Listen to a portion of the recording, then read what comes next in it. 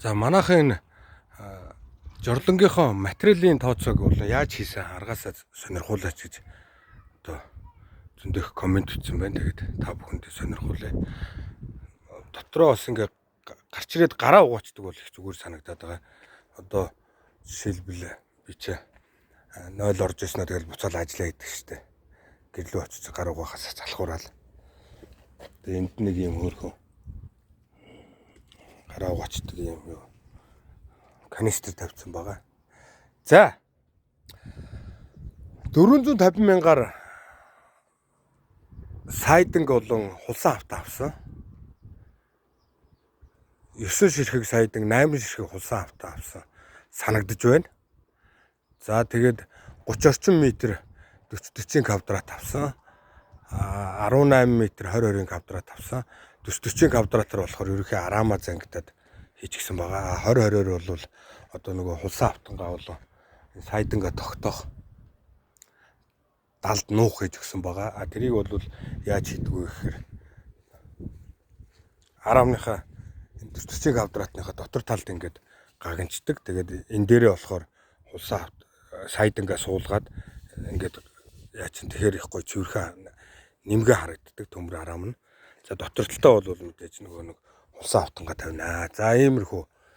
Тэгээд нийтэд нь ерөнхийд нь ингээд үн ханшин бодохоор ч нэг 300 орчим мянгаар за энэ шатмат нийт төмөр ярьж байгаа шүү. 300 орчим мянган төгрөгийн төмөр авсан. 450 мянган төгрөгийн сайданг хулсан авто авсан. За дээр нь бол будаг, силикон, хуулга, шүрүүп орсон. Энэ нэг 120 орчим мянган төгрөг болсон байгаа. Тэгээд нийтдээ энэ чинь юу юм бэ гэхээр за нэг 900 орчим мянган төгрөгөнд бол энэ ойлыг хийсэн юм байна. Нэг айхтар үнэтэй биш. Жишээлбэл за тэгээд төмөр гол юмнуудыг ярьж байгаа. За ингээд нуухан дээрээ сайданга тогтоочод ингээд силикон тавиад ингээд яхаар их гоё нэмгэн цэвэрхэн харагддаг байгаа. Жаазан дотор байгаа юм шиг. За одоо энэ дээр нь тавьчихар чинь нэг панаалтаа штэ тий. Дараа нь энэ за чинь үүсээд энэ дээр нь дахиад булан тавих гээл өчнөө асуудал гарч ирдэг. Тэгээд болох харагддаг. Тэгэхээр бол ингэж дотроо суулгаж өгвөл гоё бах нэ. За хаалгыг бол одоо ийм металл вакуум хаалга авах чинь ойролцоогоор нэг 8-900 мянган төгрөг өстой баталгаатай болно. Яг тэгэхээр метр квадрат нь 450-аас эхлээд 650 800 хүртэл байдаг шүү дээ. Материалаас хамаарат. Гэтэл бол энийг хэдэн төгрөгөөр хийсэн гэж. За 6 метр төмөр 5 мянгаар бодъё. 30 мянган төгрөг болно. Тэгээд чойж хоёр талд нь чойж авсан. За 10 мянга дахиад нэг бариул авсан 5 мянга гэдэг чинь 45. За нэг ширхэг будаг авсан гэдэг чинь 50. За 50 дээр 2 ширхэг шил орж ирээ. За энийг нэг 10 мянган төгрөг гэд бодчихъя. 60 дээр хуулга орж ирнэ.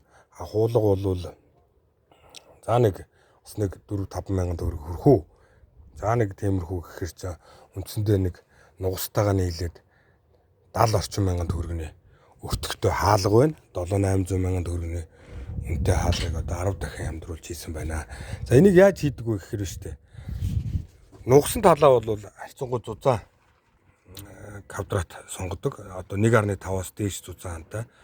Яагаад гэдгийг дараа хэлж өгье. За бас энэ нуус боох хэсгийг бол бас 1.5-ын зузаантай зузаанаас дээш хамтай квадрат сонгодог. За бусад энэ хэсгүүд нь шүү дээ. Энэ одоо энэ тойрсон хэсгүүдийг бол хамгийн нэмгэн квадратаар хийж болно. 1-тэй 1.2-тай квадратаар хийж болно. За яагаад зузааныг сонгодог вэ гэхээр энэ нуус бооход нэмгэн хантай квадратууд одоо буцаад тавьчаад идэг амархан шүрүүп нь. Тэгээд зузаан хантай квадрат хийхээр их гоё бат бөх нугсан санжигнаад идэггүй те. Насны юм болдог доо. Товчхон хэлгээд. За хаалгыг яаж хийдэг вэ гэхээр 40 квадрат тавилаа гэхэд энэ дээр би бол жишээлбэл 15 квадрат ингээд дээр нь доор нь наагаад одоо түр наана гэсэн үг шүү дээ. Хоёр талдаа наалттай скотч хийж болно. Вакуумны гуурсны наалтыг бас ашиглаж болно. Ингэж хийгээд тэгээд төр тогтоогоод шилээ те. Шил бол яг нарийн хэмжээтэй байх хэрэгтэй. Одоо харгалзах алдаа нь бол нэг ер нь нэг 3 мм-ээс дээш бол их муухай болцдог.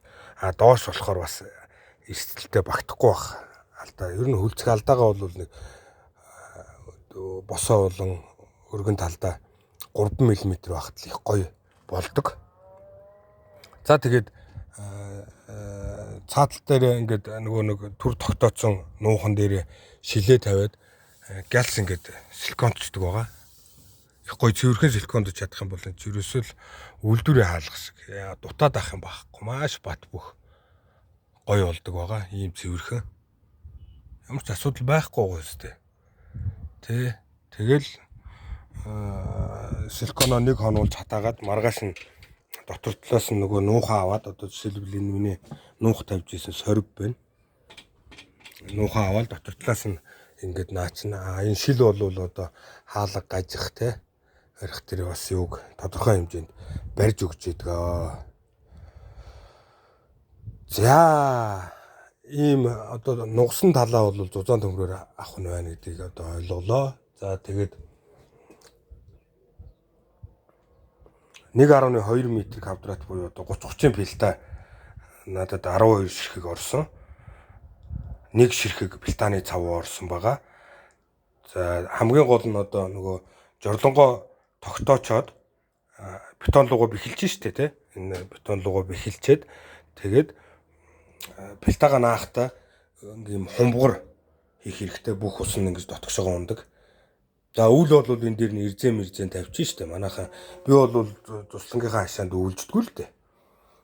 Тэгээд өвлийг бол ерөөсөө тоогоогүй. Хэрвээ байшин барих юм бол дотроо нойлоо хийх хэрэгтэй. Одоо үл энд ирж бичсэн ч гэж яах вэ?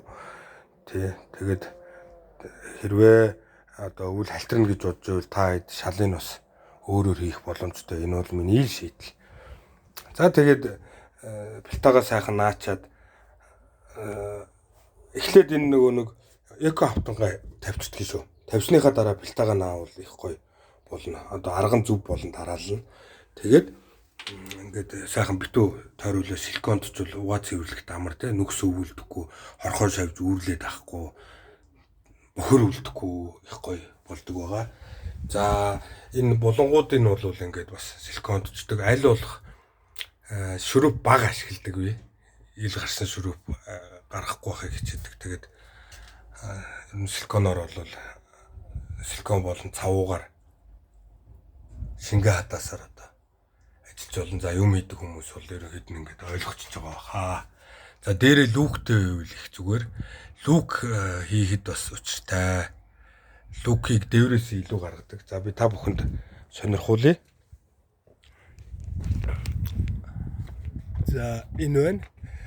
Би энэ дээвэр дээр нь одоо бас сайдангийг ашигласан байгаа. Сайданг бол дуу чимээ багтай их гоё материал шүү дээ. Гэхдээ энийг ашиглахдаа одоо нөгөө ирэмийн холбогдож байгаа хэсгийг нь бол зөв харуулах хэрэгтэй. Тэгээ хооронд нь залгаан дээр силикон тавьж өгөх хэрэгтэй. Энд чинь яг нөгөө дээвэр их зориулсан биш болохоор бас ус орох гээд байдаг талтай. Тэгээд ингэж хийдэг байхан. За квадрат төмрөө арамныхаа квадрат төмрийг ерөнхий дээврээсээ бол өндөр гаргаж өгдөг. Нэг сант 2 сант ирээтэй. Тэгээд залгаан дээр нь одоо ингээд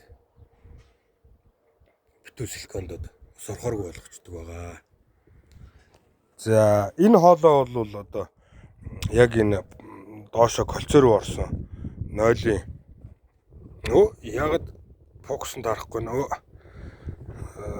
нойлын үнэрийг ерөнхий үнэрийг нь бол гадагшлуулж идэг. Энд чинь доошогоо 1.5 м ирээтэй доор сууж өгсөн байгаа хоолойны үзүүр. Энэ бетоноос доош. Тэгэхээр одоо тэр доороос гарч байгаа үнэрийг энэ чинь сороод авчдаг учраас энэ нөхөр ерөөс ямар нэгэн үнэр цоригдгоо шилтүрийн нөхөр. За тэгээд дотор нь дахиад бас би ийм агаар жуулагч хийж өгсөн байгаа. Ерөөсөө огт үнэргүй байх гэн тулд энэ үнэр бол одоо энэ агаар сэлгэлтийг хариуцж идэг. За тэгээд хаалгаа бас ийм доолт нь болон эндээ нэг 5 мм ирээтэй зайтай байна. Доотлолт нь ийм 2 см ирээтэй зай гаргаж өгсөн байгаа. Энэ чинь бол энэ агаар сэлгэлт ингээд доороос нь аваад одоо ингээд дээш нь ингээд татчихэдэг. Одоо жишээлбэл ингээд суухад бол үргэлж цэвэр агаар нүүрлүүлж ийн гэсэн үг байхгүй. Дээшээс ороод эндээс татчихдаг учраас бас нэг ийм юу байна? Агааржуулалтын арга байна.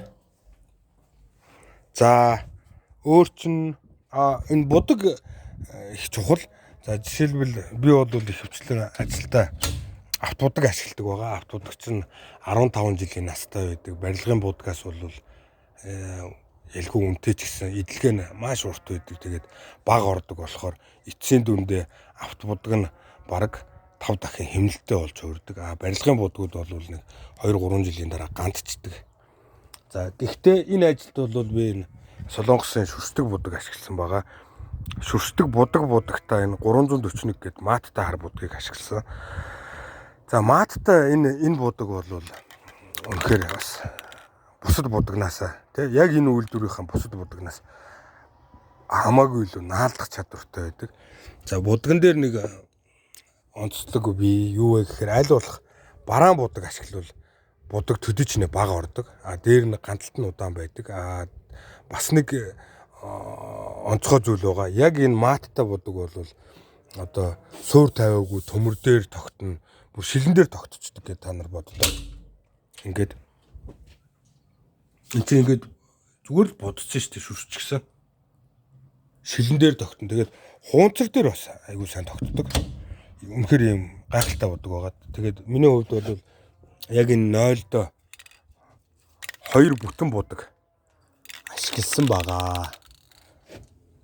За дээр нь бол мэдээж юм хөөрхөн жижигхэн сарвч хийж өгөх хэрэгтэй. Одоо нөгөө бороо ороход чинь бороо орж явахд чинь одоо энэгээр нь ингээд ус мус ингэсэн бөө юм болцсон бэжүүл бас жоохон тухгүй байдаг шүү дээ. Тэгэхээр бас нэг юм хөөрхөн жижигхэн сарвч хийж өгсөн байгаа. За ингээд нэг 8-900 мянган төгрөгтэй байх юм бол ийм 0-той болчих юм байна да. Чухам хийж өгөх хүн нь одоо хэдэн төгрөгийн ажлын санал хэлэх юм байгаа нэ. Одоо өөрөө хийчдэг бол их зүгээр байна. Ер нь нэг харж исэн би нэг ийм жорлон хийж өгнө гэд. Тэгсэн чинь одоо